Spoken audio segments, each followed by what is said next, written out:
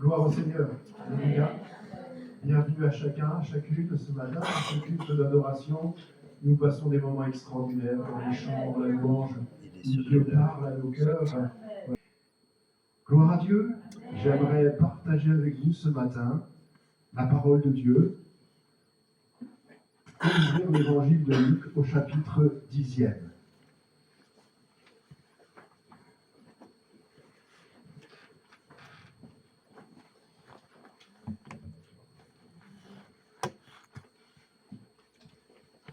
Évangile de Luc, chapitre 10e.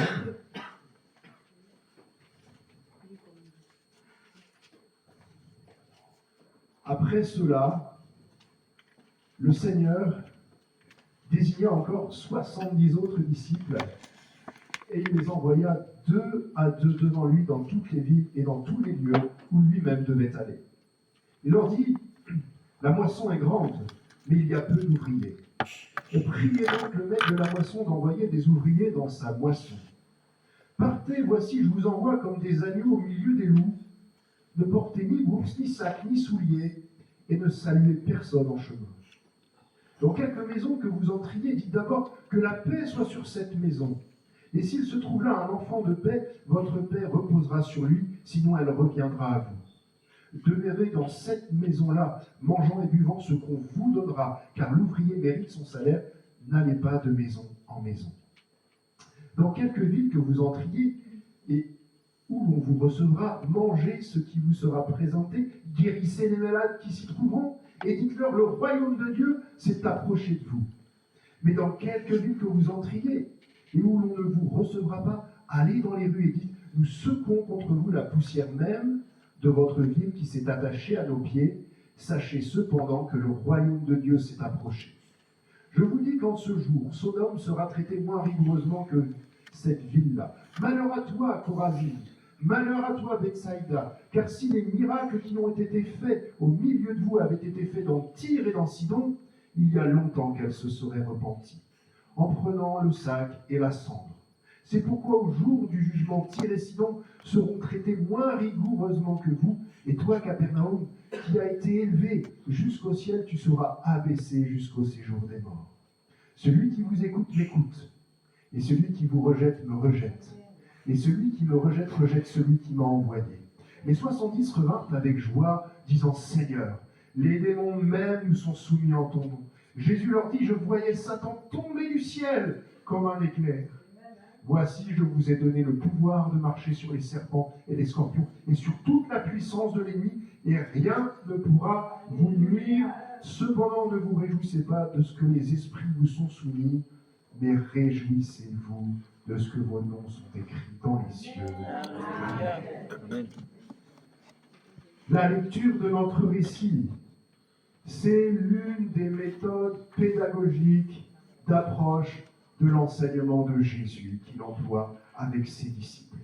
Vous savez, Jésus, c'est le maître incontesté de l'enseignement.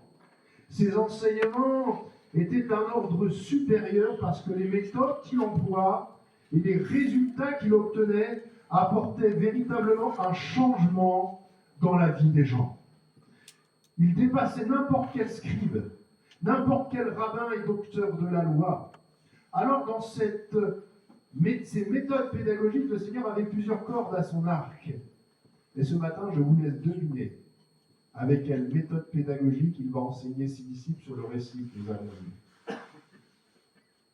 En fait, ça saute aux yeux. Et je crois que Jésus veut faire la même chose avec nous ce matin. Il les envoie en stage pratique. Un stage d'évangélisation. C'est la méthode dite apprendre en faisant. Et bien souvent, Jésus s'emploie comme ça avec nous dans notre marche spirituelle. Vous allez apprendre en faisant. Vous allez apprendre en étant confronté aux problèmes, aux joies, aux peines, à ce que véritablement sur le terrain, moi je vous envoie, vous alliez être rencontrés. Et puisque les étudiants, Jésus le savait, ont plus de facilité à apprendre en faisant qu'en écoutant, Jésus envoya ses disciples mettre en pratique ce qu'ils avaient appris et la fin de notre récit démontrent l'efficacité de la méthode. Il va rappeler également au travers de ce grand stage d'évangélisation les prémices du rôle que l'Église devra exercer plus tard, c'est-à-dire une Église missionnaire. Une Église missionnaire, un stage pratique d'évangélisation et une mission colossale qui pouvait s'avérer périlleuse et avec une part d'inconnu évidemment. Au chapitre 9e, là on a lu le chapitre 10e, au chapitre 9e du même évangile, Jésus fait preuve d'une même approche avec son cercle privilégié des 12, les apôtres. Ayant rassemblé les 12, il leur donne la force et pouvoir sur tous les démons, avec la puissance de guérir les maladies, et il les envoya prêcher le royaume de Dieu et guérir les malades. Nous avons échangé sur l'œuvre colossale du temple, sur l'œuvre colossale qu'est l'Église, mais la mission que Jésus nous demande, elle est colossale. Dans cette mission, il est avec nous. Alléluia. Il est avec les 12 en premier qu'il avait envoyés. Il est avec ses 70 disciples. Et quand le mot mission apparaît dans les évangiles, il a toute son importance puisque le mot évoque comme un prochain exode de Jésus qui allait s'accomplir à Jérusalem, c'est-à-dire sa mort et sa résurrection. Jésus est en mission sur la terre des hommes. De même que Moïse a conduit le peuple dans un exode hors de l'esclavage de l'Égypte, Jésus conduit son peuple hors de l'esclavage, du péché, des puissances ténébreuses par son sacrifice à la croix.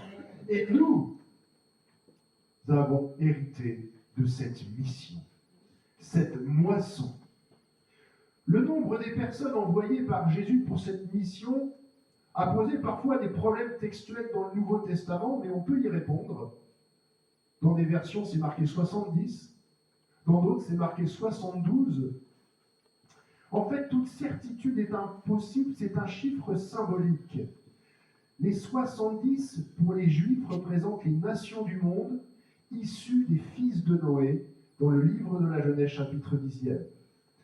70 selon le texte hébreu, et c'est 72 selon la Septante en grec, mais qui n'est pas faux, parce que le texte hébreu associe les 70 également en référence aux anciens qui étaient nommés par Moïse, et qui furent 72 en fait, avec 2 qui étaient restés au camp Édad et Médad, dans le livre des Nombres.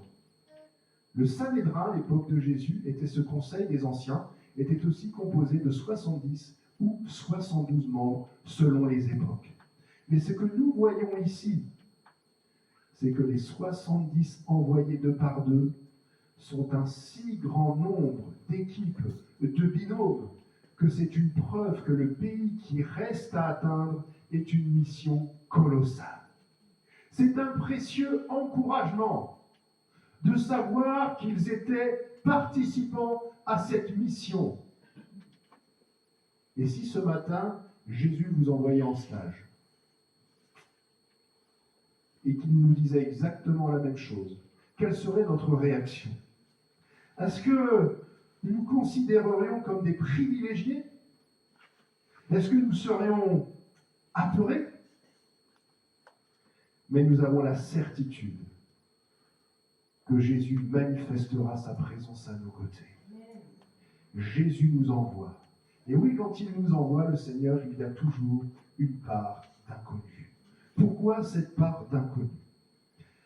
Cette mission révèle également comment les disciples vont travailler avec Jésus. Et elle nous indique la manière dont nous devons travailler avec Jésus. C'est-à-dire que nous avons la responsabilité de devoir travailler avec Dieu, ne pas travailler seul, et de comprendre que c'est nous qui devons apprendre à travailler avec Jésus et pas l'inverse. Parce que c'est quand même Jésus qui est le maître enseignant. Par quoi commence alors cette mission? Quel est son leitmotiv, son fil conducteur? Eh bien, Jésus nous envoie chacun, chacune ce matin encore en mission, mais afin de l'exercer d'une certaine manière. Envoyé dans la mission, afin de l'exercer premièrement par la foi. Au verset 2, il leur dit, la moisson est grande, mais il y a peu d'ouvriers. Priez donc le maître de la moisson d'envoyer des ouvriers dans sa moisson. Partez, je vous envoie comme des agneaux au milieu des loups. La difficulté, la problématique d'entrée, elle est annoncée par Jésus, mais elle a pour but de mettre notre foi en action. Regardez d'entrer la difficulté avec foi. Regardez vos difficultés avec foi. C'est aussi une autre manière de porter un regard sur vos épreuves, sur nos épreuves. Dans la mission internationale mondiale, c'est d'abord par un esprit de prière. Comment développer notre foi avec un esprit de prière, engendré par l'amour du Seigneur pour son œuvre, où nous devenons alors participants à son travail. Jésus annonce la principale difficulté avant même d'envoyer le top départ. Vous n'allez pas être beaucoup. On pourrait se dire, mais ok Seigneur, tu m'envoies pour un truc colossal, et tout de suite tu m'annonces des difficultés. Quelle curieuse méthode. Priez. Priez. Parce que ça ne devait jamais quitter les disciples. Gardez toujours de manière constante cet esprit de prière. Jésus désire que leur foi, leur vie de piété soit engagée, elle soit démontrée. Difficulté. Deuxième, je vous envoie comme des agneaux au milieu des loups. Donc, ils savent qu'ils sont susceptibles de rencontrer les loups. Ils représentent ceux qui vivent une existence impie, égoïste et qui font partie du monde et sont influencés par Satan. Ces loups, ces mercenaires sont également ceux qui, manipulés par Satan, tentent de détourner les hommes, les enfants de Dieu, de la foi. Et l'évangile de Matthieu, chapitre 7, verset 5, Jésus enseigne sur ces loups. Il apporte des précisions. Gardez-vous des faux prophètes. Ils viennent à vous en vêtements de brebis, mais au-dedans, ce sont des loups ravisseurs. Alors, quelle attitude va préconiser Jésus face à ces loups? Eh bien, l'attitude que Jésus nous préconise d'avoir, elle est très surprenante. Ces loups, ils sont présents dans notre vie. Ils sont présents ici. Ils sont présents sur Internet. Ils pillent, ils dépouillent spirituellement par des paroles qui semblent agréables, mais qui vont finir par détourner les hommes de la foi. Alors que faire face à ces loups? Envoyés dans la mission par la foi en tant qu'agneaux. En tant qu'agneaux. Jésus ne leur dit pas, je vous envoie comme des béliers, des boucs pour tout casser, pour enfoncer ces loups à grands coups de corne. Il prend un contre-pied, il dit, je vous envoie comme des agneaux, c'est-à-dire des agneaux entièrement sous la protection de leur berger. C'est-à-dire toujours vigilants. Et là, c'est beaucoup plus une question de cœur que de tête, que de cornes, avec douceur, avec amour, plus qu'avec vos raisonnements et votre chair face à ces loups ravisseurs. C'est donc par la prière et dans la relation intime que nous avons avec notre berger que nous ferons face à ces loups ravisseurs. La prière de la foi, celle du juste de Jacques, d'une grande efficacité, qui sauvera le malade, et le Seigneur le relèvera, et s'il a commis des péchés, il lui sera pardonné. Parce que la mission que nous demande d'accomplir Jésus, c'est une mission qui doit amener les hommes à la guérison. C'est une mission qui doit les amener à la délivrance. Là où vous êtes placés dans vos familles, là où vous êtes placés sur votre lieu de travail, vous êtes dans cet héritage d'amener des hommes, des femmes à la guérison, à la délivrance. Jésus, dans la parole de Dieu, différencie grandement les agneaux, les brebis, les boucs et les béliers. Et lors du jugement dernier, il le dit encore dans l'évangile de Matthieu, chapitre 25, verset 32, toutes les nations seront rassemblées devant lui. Il séparera les uns d'avec les autres comme le berger sépare les brebis d'avec les boucs, et il mettra les brebis à sa droite et les boucs à sa gauche. Au jour du jugement, il deviendra manifeste. Les hommes qui ont accueilli par la foi l'Évangile, ce que vous leur aurez communiqué, Jésus rendra visible alors par cette séparation si cet Évangile que vous avez communiqué a pénétré dans le cœur de ceux qui le professent, ou si leur religion n'a été qu'une religion de lèvres. Envoyés en tant qu'agneaux, envoyés par la foi en tant que précurseurs. Alléluia. Jésus, dans sa mission d'évangélisation, emploie une stratégie quasiment militaire. Il envoya 2 à 2, devant lui dans toutes les villes et dans tous les lieux. Le grand nombre et la composition des binômes permettent au Seigneur d'opérer une grande couverture d'évangélisation sur tout le territoire. Alors oui, il y a une part d'inconnu. Là où Jésus nous place, on se demande parfois pourquoi. Mais parce que comme à l'époque où il marchait sur la terre des hommes, il désire ne laisser aucune parcelle de la terre d'Israël sans qu'il puisse y passer. Aucun village, aucune ville. Alors il étend ses enfants. Si l'Évangile a parcouru l'essentiel de la terre maintenant, on constate qu'à nos portes quand même, il y a des villages, il y a des maisons, des hameaux, des lieux-dits, où l'Évangile n'a pas encore été annoncé. Et Jésus désire nous envoyer comme des serviteurs animés par une telle foi dans ses promesses. Sa puissance est revêtue de son autorité. Alléluia. Des précurseurs. Et je crois que ce matin,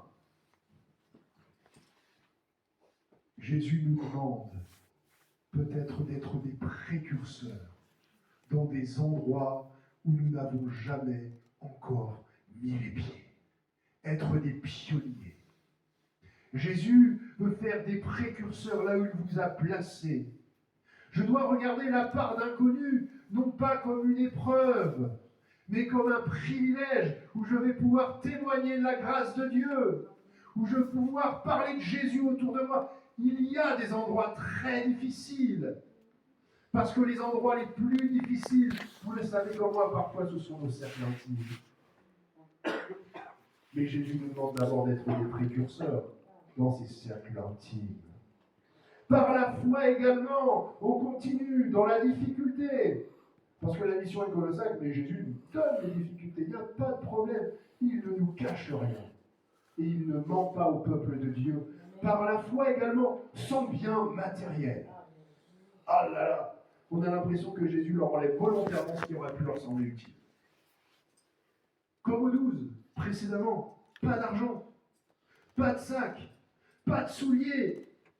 Mais alors pourquoi tu leur dis cela, Jésus? Alors pourquoi en 2024, il faut que j'obéisse à cela alors qu'on est à l'ère du numérique, on a tous les moyens de communication? Je vais sortir évangéliser au château sans sac, sans souliers, sans bourse. Jésus se montre, en fait, avec eux ici, dans une véritable proximité. Il désire qu'ils n'emmènent rien, parce que ça, c'est la preuve de son amour qu'ils sont amenés justement à saisir par la foi. Le fait de leur recommander de ne pas avoir de bourse, Jésus désire qu'ils se rendent autant qu'il est possible indépendants des hommes quand ceux-là leur seront hostiles.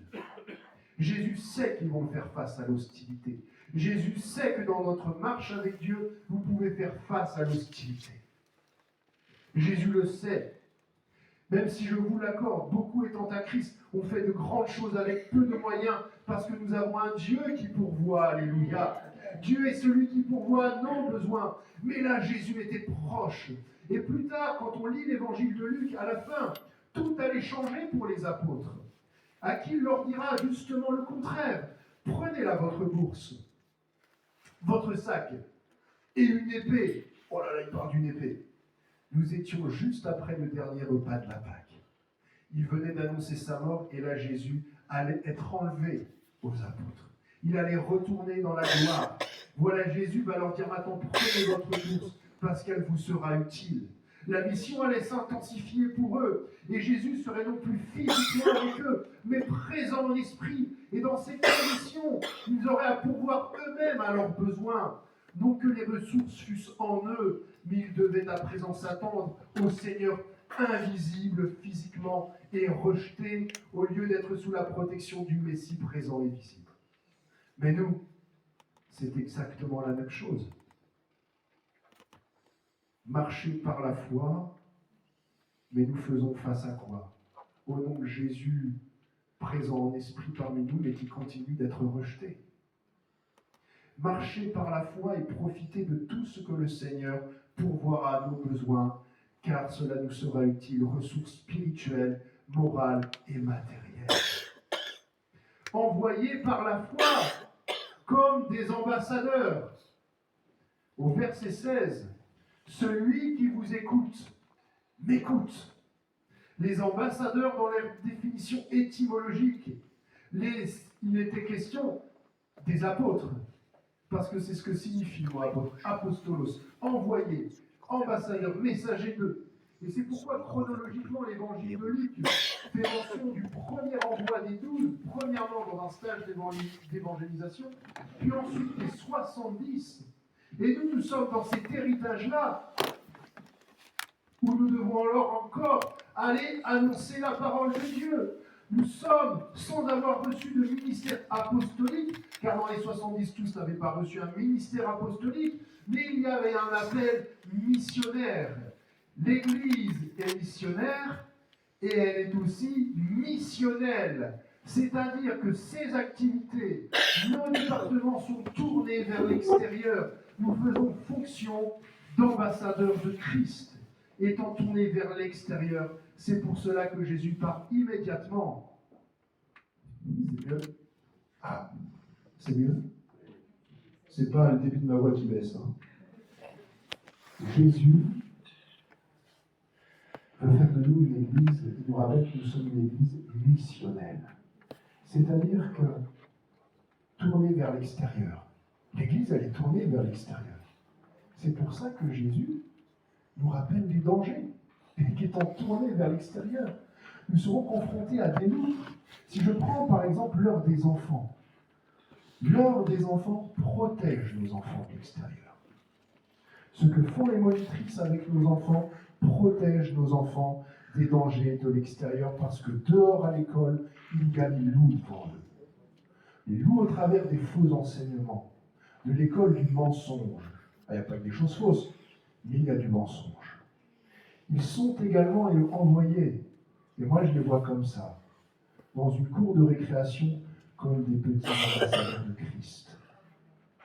Et eux aussi doivent faire face. L'Église, elle est missionnelle parce que l'activité de l'heure des enfants leur donne l'occasion d'être tournés vers l'extérieur et d'être équipés vers l'extérieur. Ce n'est qu'un exemple de l'Église missionnelle. Étant par la foi au milieu des loups, nous sommes appelés à être des messagers qui proclament. Jésus demande d'aller sans sac, sans provision. Les disciples n'avaient qu'à restituer alors le message, les paroles dont ils avaient été directement bénéficiaires. Verset 9, le royaume de Dieu s'est approché de vous. Mais dans ce que nous demande en fait le Seigneur dans notre mission, marquez, il n'y a pas toute une théologie qui est développée. Le royaume de Dieu s'est approché de vous. En fait, Jésus nous demande d'avoir un message clair, d'avoir un message précis, d'avoir un message du même ordre que ce qu'avait Jean-Baptiste quand il est arrivé pour préparer les cœurs à la vue de Jésus. Vous savez, la voix qui crie dans le désert. Mais j'aimerais vous dire, parfois on se complique bien la vie. Est-ce que quand nous témoignons, notre message est clair, est précis et concis? Ce n'est qu'après que Jésus, concernant le royaume de Dieu, développera d'autres méthodes d'enseignement beaucoup plus profondes, comme les paraboles, qu'il va réserver aux disciples et qui leur permettaient vraiment là d'acquérir une juste perception de ce qu'il était, mais de manière plus profonde. Mais nous, à l'extérieur, notre message est clair. Notre message, c'est la croix. C'est le pardon des péchés. C'est l'occasion d'être sauvé, d'avoir une vie dans l'éternité qui peut changer. Le message n'est pas dur en soi. Il doit être clair, il doit être simple, il doit être percutant pour marquer profondément. Est-ce que mon témoignage est encore percutant? Et si je ne suis pas un grand orateur, si je n'ai pas été appelé à la prédication, est-ce que mon savoir-être est encore percutant et peut amener des hommes, des femmes à l'interrogation? Paul disait à son élève, prêche la parole, Timothée, insiste en toute occasion favorable, ou reprend sans surexhorte, mais fais-le avec douceur, en instruisant. J'aimerais insister sur la notion de douceur, parce que Jésus va les revêtir de son autorité. Mais Jésus va leur enseigner la douceur, et les disciples avaient besoin d'être enseignés dans la douceur. Et vous savez, lorsque Jésus demande, après son dernier repas, dans ce que l'on a évoqué justement à l'inverse, il demande à ses apôtres de s'équiper d'une bourse, d'un sac, d'une épée, Pierre n'avait pas compris le sens du mot épée. Jésus parlait de l'épée de l'esprit. Mais on voit ce qu'a fait Pierre à la sortie de Gethsémani, où il a dégainé l'oreille sur l'épée sur l'oreille du serviteur du souverain sacrificateur. Jésus va alors se révéler comme étant un modèle de douceur et d'autorité au milieu de l'amertume de cette nuit enténébrée, ayant touché l'oreille, nous dit la parole, ayant touché l'oreille de cet homme, il le guérit.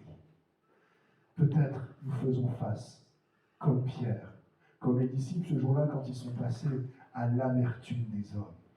L'amertume des hommes. J'aimerais vous encourager encore à agir avec douceur, en prenant à contre-pied cette amertume.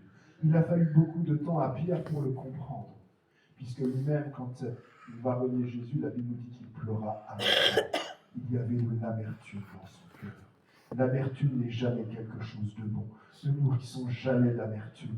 Mais au contraire, peut-être face à l'hostilité, à l'amertume que nous rencontrons, Jésus désire que nous prenions ces choses-là à contre-pied et que nous fassions preuve de douceur. Alléluia. Des messagers également, avec douceur, avec autorité, mais qui savent rester purs. C'est curieux qu'il leur dit, où l'on vous recevra, allez dans ces rues et dites, nous secouons contre vous la poussière même de votre ville qui s'est attachée à vos pieds. Jésus leur demande de secouer la poussière de leurs pieds pour que les disciples rejetés signifient qu'ils ne voulaient plus rien avoir en commun avec cette ville qui les mettait dehors. Et dans la tradition hébraïque, quand on revenait en fait d'un voyage en territoire païen, les Hébreux avaient l'habitude de secouer de leurs pieds la poussière des terres païennes. Et en demandant aux disciples d'accomplir ce même geste vis-à-vis de certains de leurs concitoyens, Jésus leur demande de les considérer comme des païens. Ce passage va démontrer que l'évangile, en fin de compte, la bonne nouvelle de Jésus-Christ, elle est accessible aux Juifs, aux païens, au monde entier, mais que certains, les uns comme les autres, peuvent le rejeter. Ça nous montre la séparation, là encore, que le Seigneur opérera entre ceux qui le rejettent et ceux qui l'acceptent. Mais nous, ne nous laissons pas gagner, ne nous laissons pas éponger par ce que le monde peut nous absorber et mettre sur nous comme de la poussière. C'est le danger qui peut guetter les chrétiens, c'est que parfois nous pouvons être comme des éponges face à tant d'amertume, face à tant de rejet. Mais c'est pour ça que Jésus leur dit, secouez la poussière de vos pieds. Ne vous laissez pas gagner par cette saleté. Nous devons être des gens doux, revêtus d'autorité, mais surtout rester purs. Rester purs. On se souviendra même que Dieu fera cette remarque à Moïse lorsqu'il quitte la terre païenne de Madian.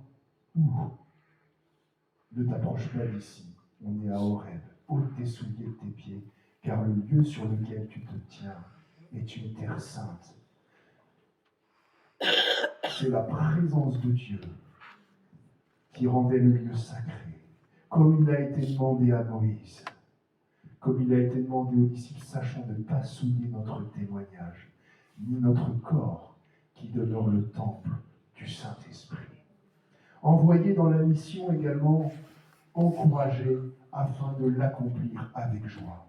Et au verset 17e, les 70 revinrent avec joie, disant, Seigneur, les démons même nous sont soumis en ton nom. Alléluia. Mais nous ne devons pas oublier. Personnellement, je trouve qu'on ne le prêche pas assez, que ça fait partie de la mission de Jésus, ça fait partie de sa mission. Pourquoi il est venu sur la terre des hommes? Le Fils de Dieu a paru afin de détruire les œuvres du diable. Alléluia. Parce que notre adversaire n'est pas humain. Il n'est pas fait de chair et de sang, mais c'est un esprit mauvais qui gouverne dans le royaume des ténèbres. Et le monde occulte n'est pas un vain mot. J'avais témoigné hier à la jeunesse Kaeko, leur rappelant Kaeko, quand les jeunes se sont rassemblés à 10 000 personnes dans le Zénith, et qu'au moment de la louange, de l'adoration, de la prédication de la parole, il y avait vraiment la présence de Dieu, la présence de l'Esprit Saint dans ce lieu. Alors oui, il y avait des manifestations autour de nous, parce que l'ennemi ne supporte pas la présence de Dieu. Nous n'avons pas à être effrayés de l'ennemi, nous n'avons pas à être effrayés de ces manifestations, là où un chrétien, une chrétienne née de nouveau, vivant sa vie de sanctification, l'ennemi ne le supporte pas. Ils peuvent être expulsés par la puissance du nom de Jésus. Les disciples n'en avaient pas peur, et ils avaient la joie, alléluia, de les voir soumis. Parfois, nous sommes étonnés que dans certains milieux, certains chrétiens ont encore une crainte de ces manifestations. Et s'il y a des manifestations, Dieu soit béni, c'est qu'il y a la présence de l'Esprit de Dieu qui agit. Et nous n'avons pas à craindre ces choses-là si nous vivons une intimité avec Dieu, si nous vivons une vie de sanctification. Je me souviens, le temps pour un petit témoignage, nous étions à la réunion de prière de Savenay. À la réunion de prière de Savenay, on était plus d'une dizaine de personnes assemblées. Et il y a un frère qui nous dit, voilà, j'ai été contacté par une famille, par des membres de ma famille qui pratiquent l'occultisme. Ils n'arrivent plus à en sortir. Et les gosses sont pris dans une maison qui est hantée. Ils voient des choses ténébreuses. Les gosses ne dorment plus. Alors ce soir, je vous demande de prier. Et la maison de prière, pendant 1 heure, on a prié sur ça. Pendant 1 heure, on a lié les puissances des ténèbres. On a lié les puissances des ténèbres dans le nom de Jésus. Et on ne sait pas ce qui s'est passé après. 2 semaines après, le frère vient nous voir. Il nous apporte ce témoignage. Vous avez demandé de prier il y a 2 semaines pour cette situation. Sachez que quand nous sommes priés pour cette situation, je ne savais pas.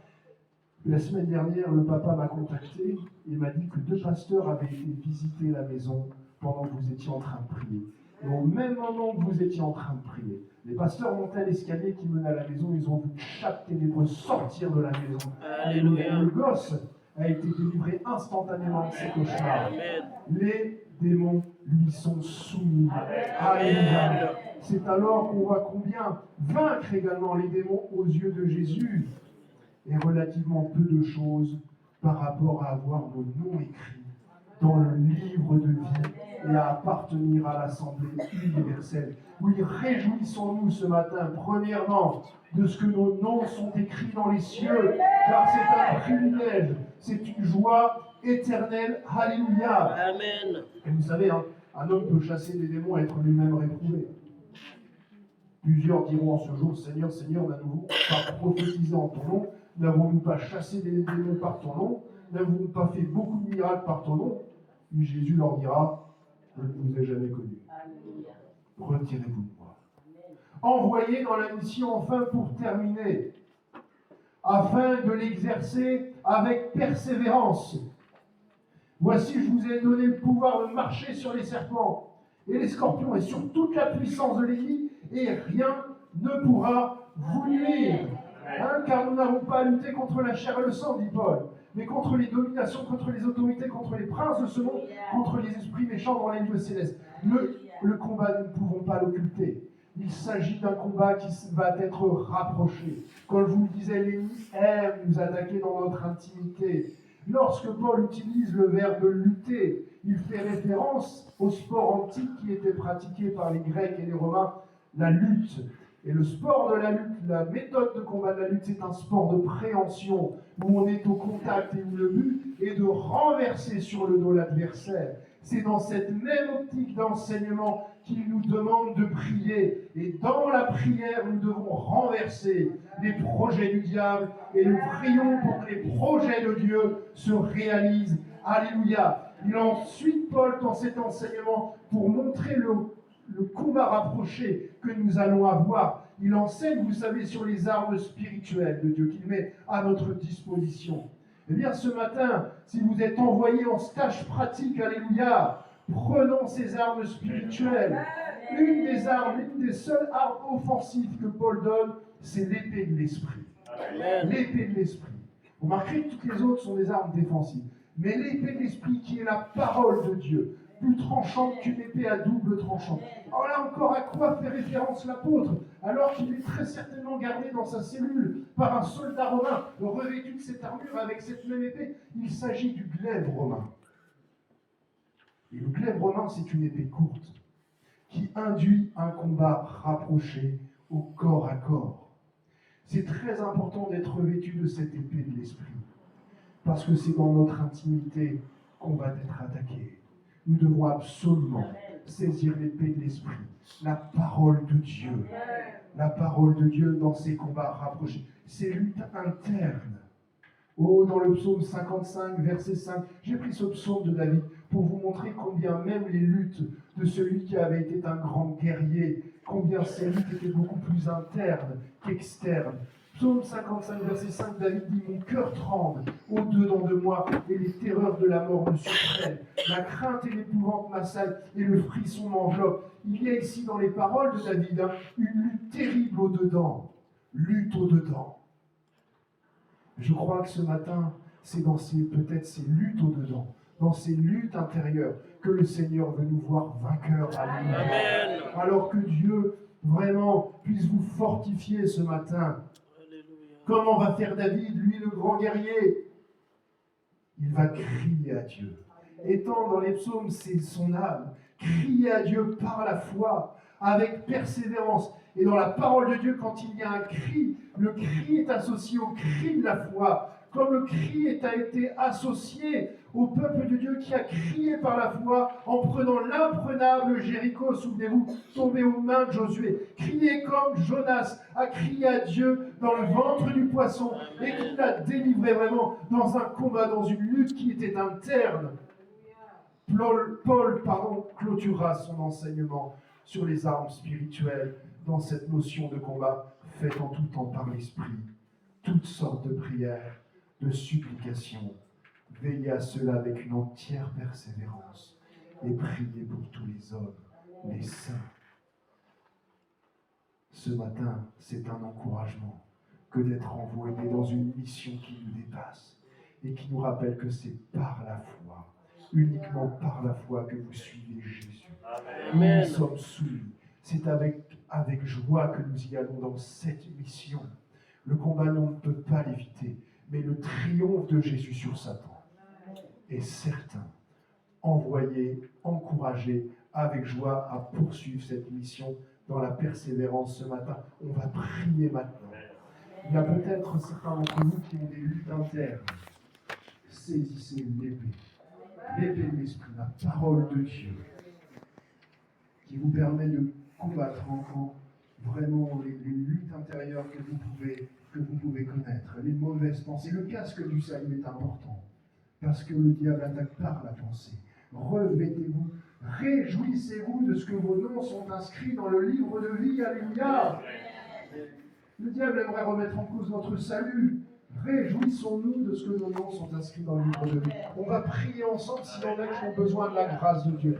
Ils peuvent se lever à leur place et on va prier avec eux. S'il y en a qui, font l'objet de luttes internes dans leur famille, dans leur foyer, croyons qu'ils ne sont pas là par hasard. Jésus les rend plus que vainqueurs sur ces situations. S'il y en a dont la lutte intérieure est peut-être une maladie, alors qu'ils puissent se lever, Dieu va faire grâce, poser sa main et guérir, parce que par la foi, Seigneur, nous voulons accepter cela. Nous acceptons la difficulté de la mission.